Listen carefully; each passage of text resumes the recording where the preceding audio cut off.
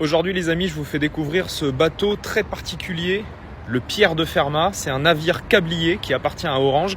En fait, c'est un bateau qui pose les câbles sous-marins qui vous permettent d'avoir internet et de regarder cette vidéo.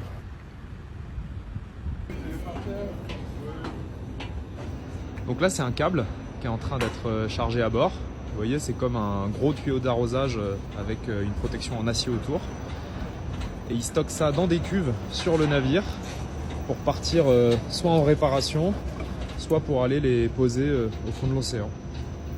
Les câbles comme celui-ci, ils sont simplement posés sur le fond de l'océan et ça peut être très très profond, jusqu'à 6 ou 7 000 mètres. Alors là, vous avez les différents types de câbles sous-marins.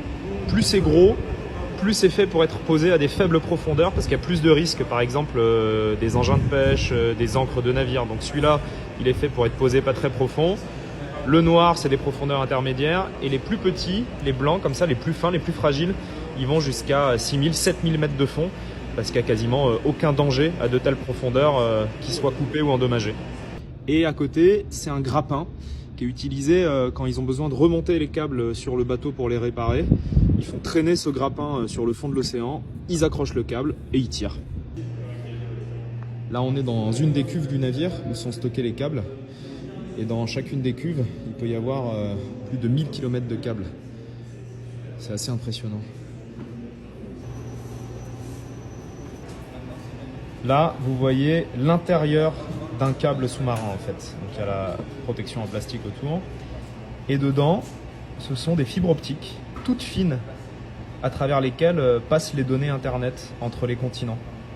Alors ça paraît minuscule, mais dans ces fibres optiques, il y a une quantité astronomique de données qui passent.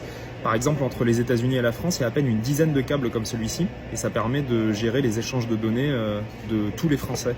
Donc quand vous faites un post sur les réseaux sociaux, quand vous regardez un film sur Netflix ou Amazon, quand vous allez voir vos mails, ça passe forcément par ces câbles-là.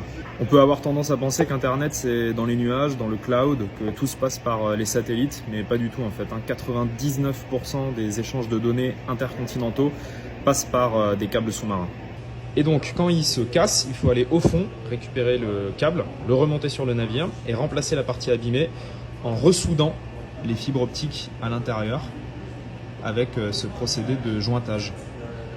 Et ici, je vous présente Hector. Hector, c'est le robot sous-marin qui permet de faire les travaux sur les câbles jusqu'à 1500 mètres de profondeur. Donc, il y a des caméras pour voir ce qu'ils font. Il y a une grosse pince ici pour saisir le câble.